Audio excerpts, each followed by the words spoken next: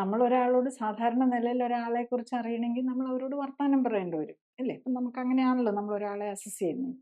പക്ഷേ ഇന്നിപ്പോൾ സോഷ്യൽ മീഡിയയിൽ ഒരാളിടുന്ന പോസ്റ്റ് കാണുമ്പോൾ തന്നെ അവരുടെ മെന്റൽ സ്റ്റാറ്റസ് നമുക്കറിയാൻ പറ്റും. അവരുടെ ആറ്റിറ്റ്യൂഡ് എന്താണ്? അവരെങ്ങനെയുള്ള പേഴ്സണാണ്?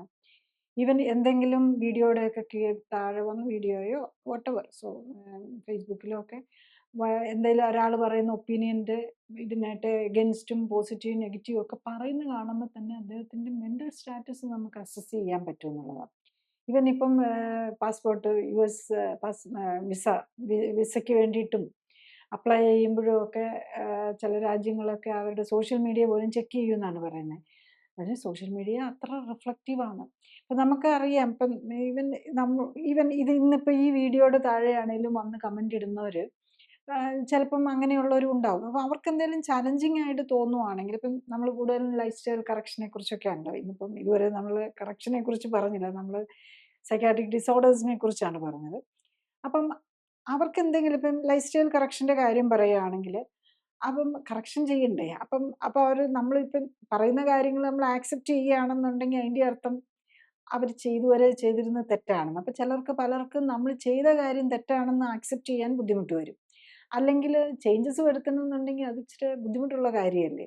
അപ്പോൾ അതിന് പകരം എന്ത് ചെയ്യും? അവർക്ക് മനസ്സിലായിട്ടുണ്ടാകും ഇത് കാര്യമൊക്കെ പറയുന്നത് ശരിയാണെന്ന് മനസ്സിലായാലും അവർക്കത് ആക്സെപ്റ്റ് ചെയ്യാൻ ബുദ്ധിമുട്ടായിരിക്കും. അപ്പോൾ എന്തെങ്കിലുമൊക്കെ നെഗറ്റീവ് കമൻറ്റ് അങ്ങനെയും ഇടാം.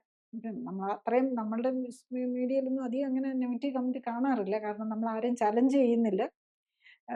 പിന്നെ ആകെ എന്നാലും പക്ഷേ ചിലപ്പോൾ ഒക്കെ ചില ഫ്യൂ ആൾക്കാരുണ്ടായിരുന്നു സ്ഥിരം വന്ന് ആദ്യകാലത്തൊക്കെ. ഇപ്പം ഞാൻ അത്രയും അത് കാണാറില്ല.